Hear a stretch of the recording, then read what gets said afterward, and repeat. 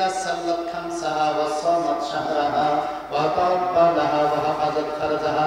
একজন নারী যদি 4টি কাম করে তাহলে তার নারীত্ব রক্ষা হবে, সে জান্নাতবাসী হবে।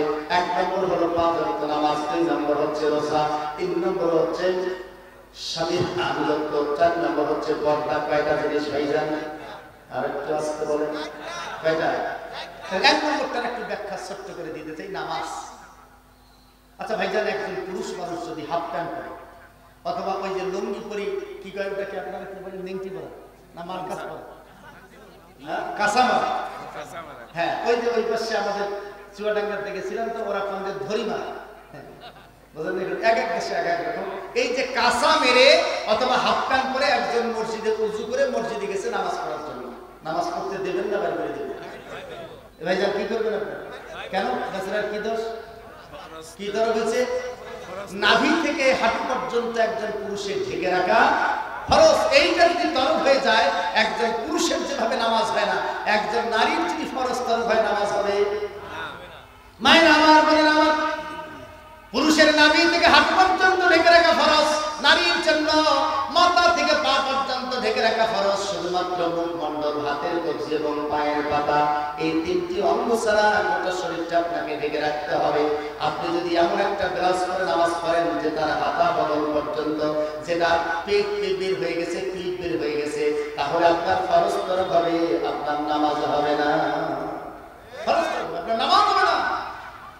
এখন আমরা যতই বলি ভাইজান, এই পর্দার ওয়াজ যেখানেই আমরা করি, যেখানেই যাই, হুজুর পুরুষের চেয়ে মহিলা বেশি উপস্থিতি, একটু পর্দার ওয়াজ, নারীর ওয়াজ একটু করা লাগবে, মহিলার ওয়াজ করা লাগবে।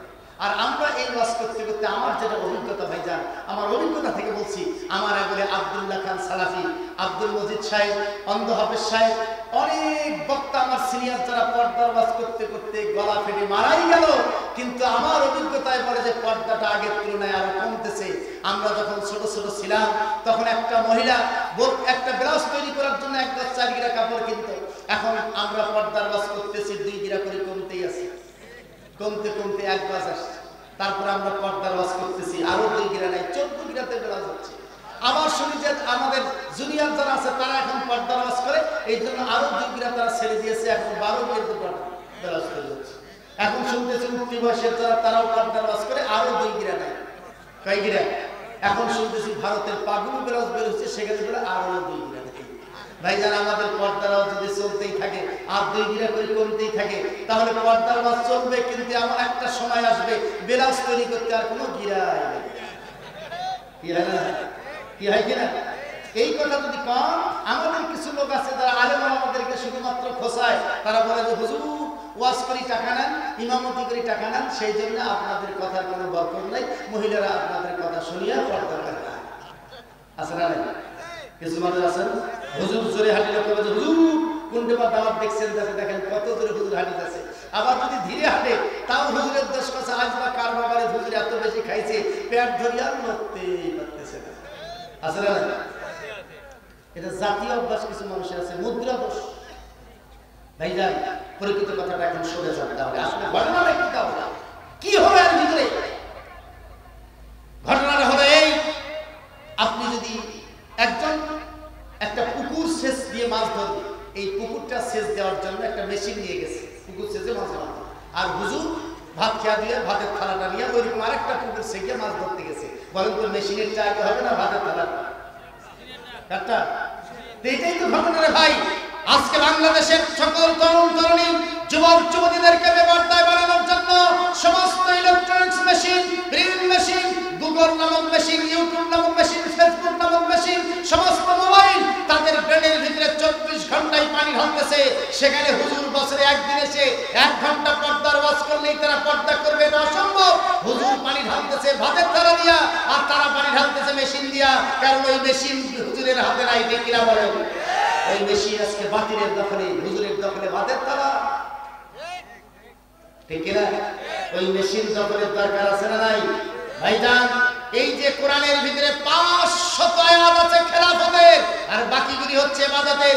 খেলাফতের যেগুলি আয়াত আছে এগুলি ওয়াজ করে বন্ধ করা সম্ভব নয়, এগুলির জন্য রাষ্ট্র আইনের দরকার, রাজনীতির আইনের দরকার। আজকে বাংলাদেশে 18 বছরের নিচে কোনো মেয়েকে বিয়ে দেওয়া যাবে না, আপনার মেয়ে আপনি খেয়ে পরে, আপনি লেখাপড়া করে, আপনি বড় করে, আপনি আপনার অধীনস্থ বিয়ে দিতে পারবেন না। সরকার আইন করেছে, এটা খেলাফত। আজকে যদি পর্দার আইন হতো, পর্দাটা হচ্ছে খেলাফতের অন্তর্ভুক্ত, এটা ইবাদতের অন্তর্ভুক্ত নয়। বাংলাদেশ সরকার যদি একটা মাত্র খেলাফতের আইন চালু করতো, বেপর্দায় কোনো নারী বের হতে পারবে না, পেট পিট বাইর করে কোনো নারী বের হতে পারবে না। যারা বের হবে তাদের বিরুদ্ধে মামলা দেওয়ার দরকার নাই, হামলা করার দরকার নাই, তাদেরকে রিমান্ডে নেওয়ার দরকার নাই, জরিমানা করার দরকার নাই। শুধুমাত্র লজ্জা দেওয়ার জন্য পুলিশ প্রশাসনকে দিয়ে একদিন যদি তাদের পেটে আলকাতরা লাগায় মিডিয়ার সামনে উপস্থাপন করা যেত, তারপরের দিন গোটা দেশে আর একজন বেপর্দা নারীও খুঁজে পাওয়া যাইত না। ঠিক কিনা বলেন? এটা হচ্ছে খেলাফত। এটা কি খেলাফতের কোন আইন ওয়াজ দিয়ে বাস্তবায়ন সম্ভব? ইবাদত ওয়াজ দিয়ে বাস্তবায়ন হবে।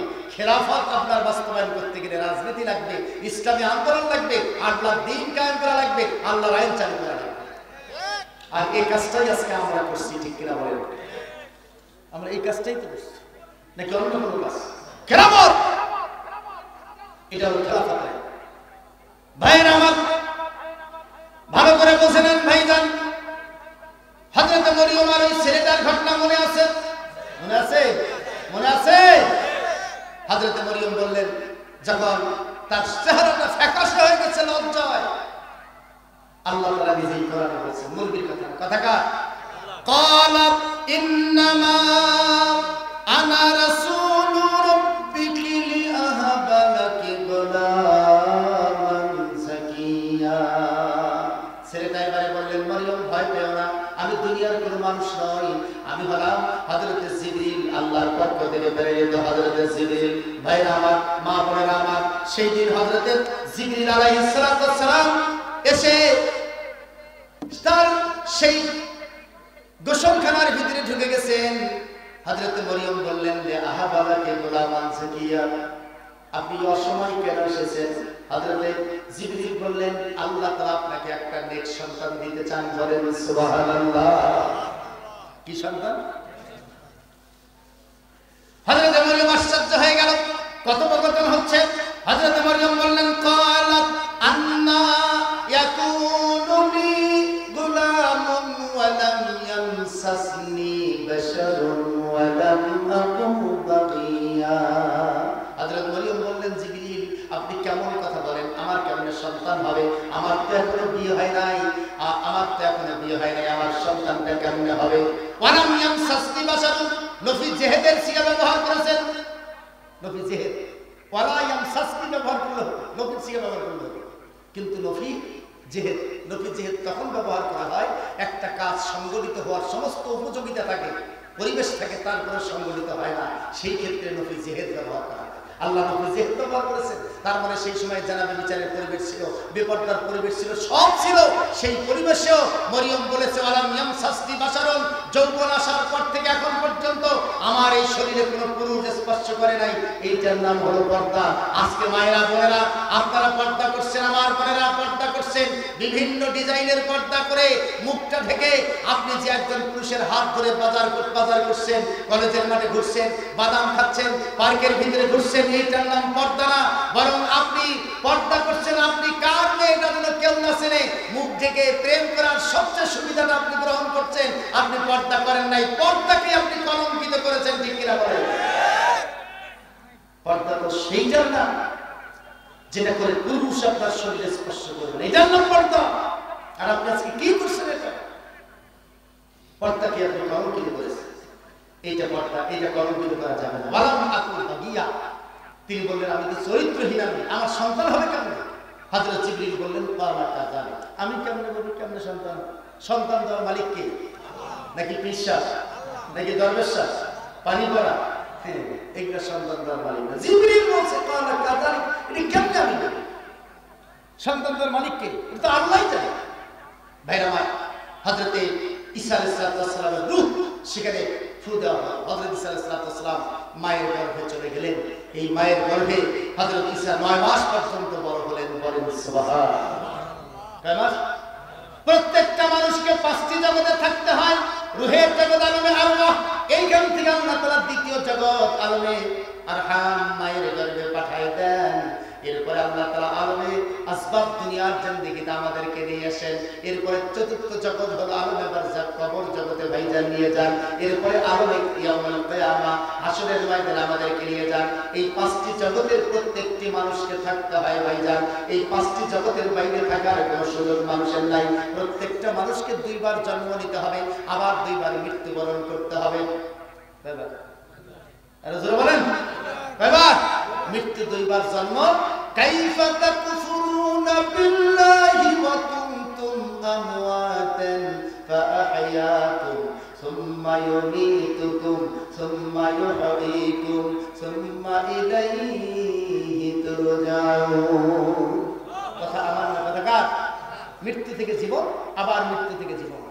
মৃত্যু থেকে জীবন আপনাকে দেবে মায়ের গর্ভে, সেখান থেকে দুনিয়াতে নিয়ে আসবে, আবার দুনিয়াতে মৃত্যু দিয়ে আবার জীবন তৈরি করবেন হাসরের আগে, আবার সেই জীবন অনন্তকাল জান্নাত জাহান্নামে চলবে। এজন্য মৃত্যু কয়বার, জীবন কয়বার?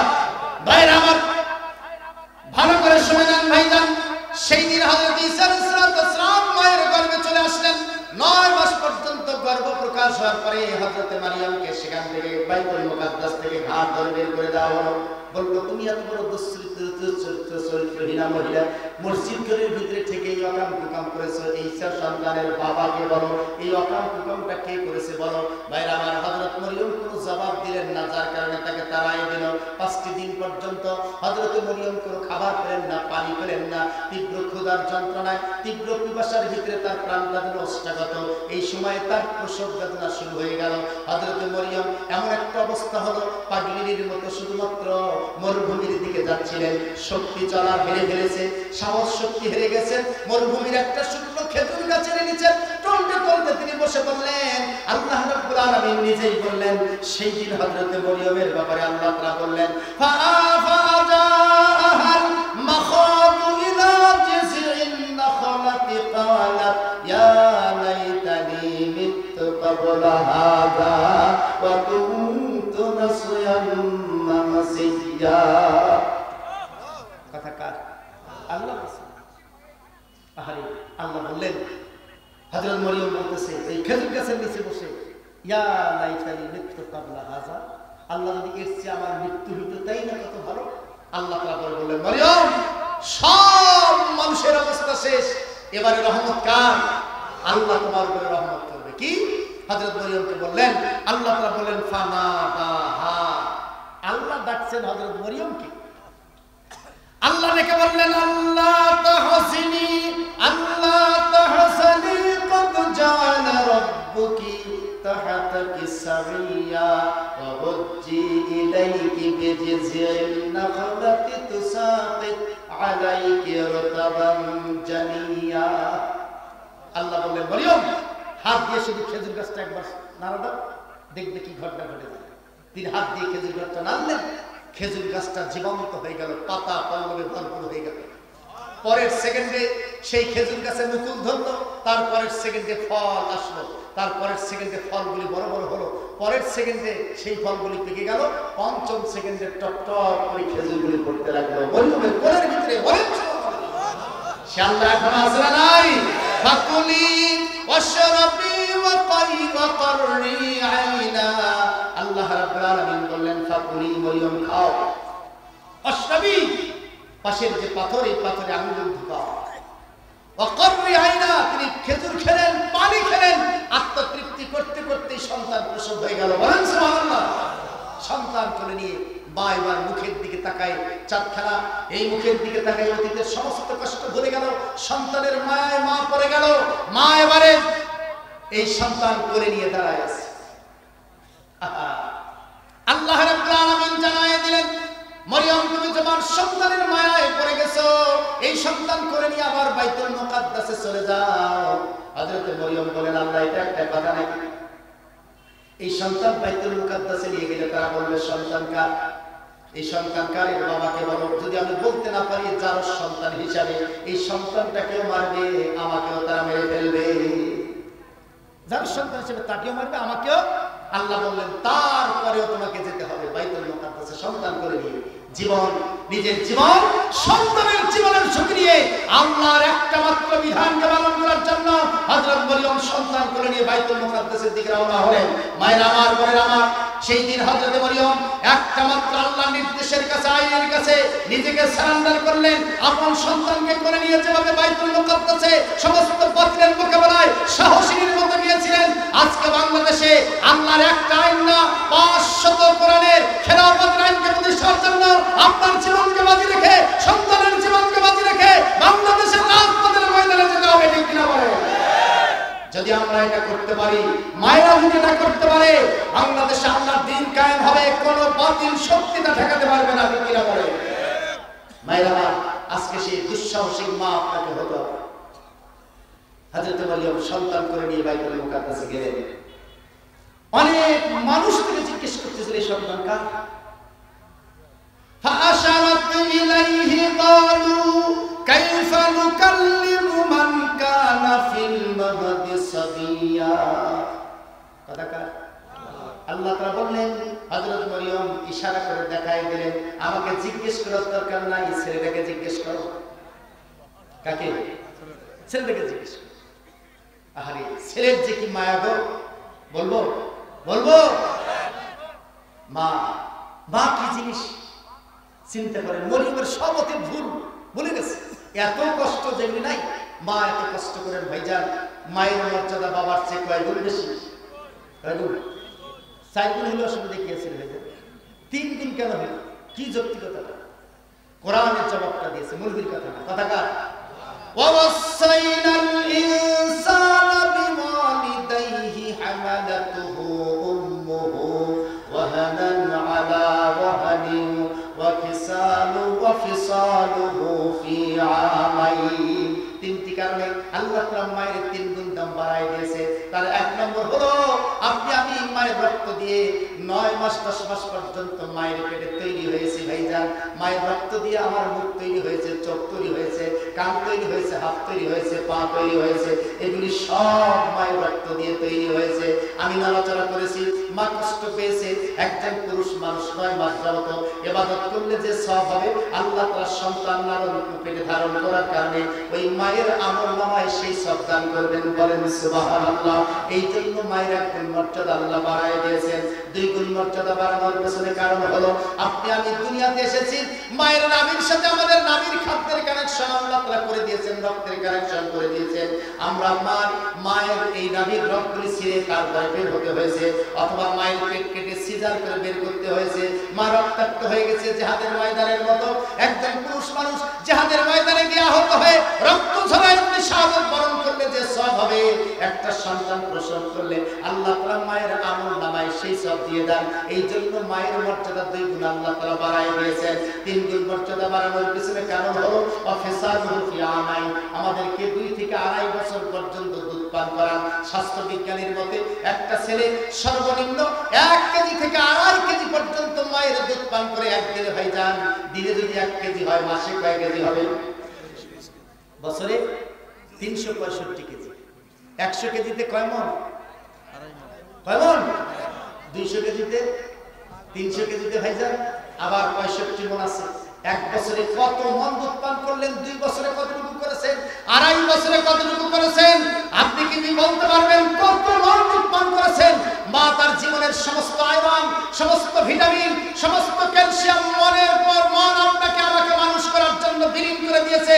এই পৃথিবীতে মা ছাড়া আর একজন মানুষ আপনি দেখাতে পারবেন না আপনার জন্য 100 আয়রন দেয়, 100 ভিটামিন দেয়, 100 ক্যালসিয়াম দেয়। এইরকম আর কোনো দল পৃথিবীতে আর কোথাও পাবেন না, ঠিক কিনা বলেন? এই জন্য মায়ের মর্যাদা 3 গুণ আল্লাহ বাড়ায় দিয়েছে। তাই বলুন, আহারে আজকে মায়ের উপরে আপনি চোখ রাখা গালিগালাজ করেন, হাত তুলে কথা বলেন। মিয়া, আপনার ওই চোখটা আল্লাহ তৈরি করে দিয়েছে মায়ের রক্ত দিয়ে, হাতটা তৈরি করে দিয়েছে মায়ের রক্ত দিয়ে, মুখটা তৈরি করে দিয়েছে মায়ের রক্ত দিয়ে। মায়ের রক্ত দিয়ে যে শরীরটা আপনার তৈরি করলো, সেটা দিয়ে সেই মায়ের উপর আপনি রাখতে হয়।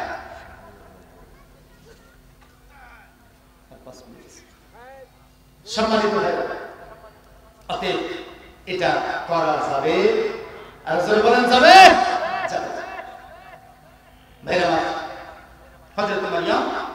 সর্বশেষ যে কথাটা বলছিলাম, ওই সন্তান নিয়ে কোথায় চলে আসছেন? বাইতুল মুকাদ্দাসের ভিতরে। হযরত মরিয়মের চতুর্পার্শ্বে লোক এবারে ঘিরে ধরল, বলল মরিয়ম এটা বলো, এইটা কার? এই সন্তান কোথায় পেলে তুমি? কার সন্তান? সেই দিনে একদিনের সন্তান মায়ের হাতের তালুর উপরে দাঁড়িয়ে শাহাদাত আঙ্গুল উঁচু করে একটা ভাষণ দিয়েছিলেন ভাইজান জাতির উদ্দেশ্যে। একদিনের সন্তান যে ভাষণটা আল্লাহ তাআলা কোরআনে তুলে ধরেছেন, ক্বালা ইন্নী আবদুল্লাহ আতানিয়াল কিতাবা ওয়া জাআলানি নাবিয়্যা ওয়া বাররাম বিওয়ালিদাতি ওয়া লাম ইয়াজআলনি সুলতানান ওয়া আজআল। আল্লাহ রাব্বুল আলামিন জানায় দিলেন, ওয়া বাররাম বিওয়ালিদাতি ওয়া লাম ইয়াজআলনি জাব্বারান শাকিয়্যা। কথা কার? আল্লাহ বলছেন যে একদিনের সন্তান ভাষণ দিচ্ছেন, ক্বালা ইন্নী আবদুল্লাহ, আমি হলাম আল্লাহর বান্দা, আতানিয়াল কিতাব ওয়া জাআলানি নাবিয়্যা, আল্লাহ আমাকে কিতাব দিবেন, নবী করে পৃথিবীতে পাঠিয়ে দেবেন। ওয়া বাররাম বিওয়ালিদাতি, তিনি তার মায়ের চরিত্রের পবিত্রতা ঘোষণা করলেন। সমস্ত মানুষরা আজীব হয়ে গেল, সমস্ত মানুষরা আশ্চর্য হলো। ওয়া ইউকাল্লিমুন নাস ফিল মাহদি ওয়া কাহলাউ ওয়া মিনাস সালিহিন।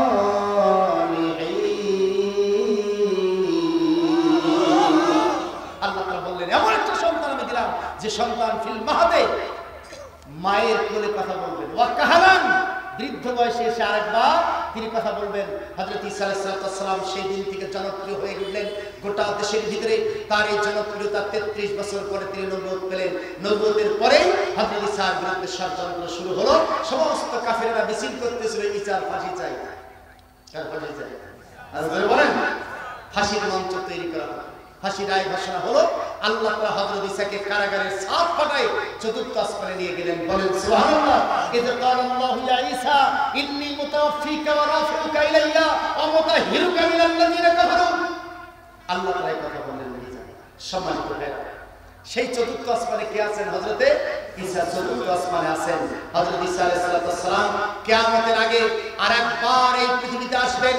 গোটা পৃথিবীতে সমস্ত শৈলতন্ত্রের যে জয় জয়কার আজকে গোটা পৃথিবীতে দেখছেন, সেই শৈলতন্ত্রের যৌবন কাল যেখানে চলছে, সমস্ত শৈলতন্ত্রের পতন ঘটাবেন। আমেরিকা, রাশিয়া, চীন, ফ্রান্স, জার্মান, জাপান সহ সমস্ত শৈলতন্ত্রের রাষ্ট্রগুলি একসময় মুসলমানদের বিরুদ্ধে ঐক্যবদ্ধ হবে। তাদের সমস্ত জঙ্গি বিমান, তাদের সমস্ত স্কার্ট ক্ষেপণাস্ত্র, তাদের যুদ্ধাস্ত্র সবগুলিকে মুসলমানদের বিরুদ্ধে একত্রিত করবে। সেই দিন তাদের মোকাবেলার জন্য চতুর্থ আসমান থেকে আল্লাহ তাআলা দুইটি খালি শূন্য হাত দিয়ে হযরত ঈসাকে মুসলমানদের পক্ষে পাঠিয়ে দেবেন। মুসলমানদের মধ্যে নেতৃত্ব তিনি দেবেন। গোটা পৃথিবীর সমস্ত পরাশক্তিগুলি পরাজিত হবে।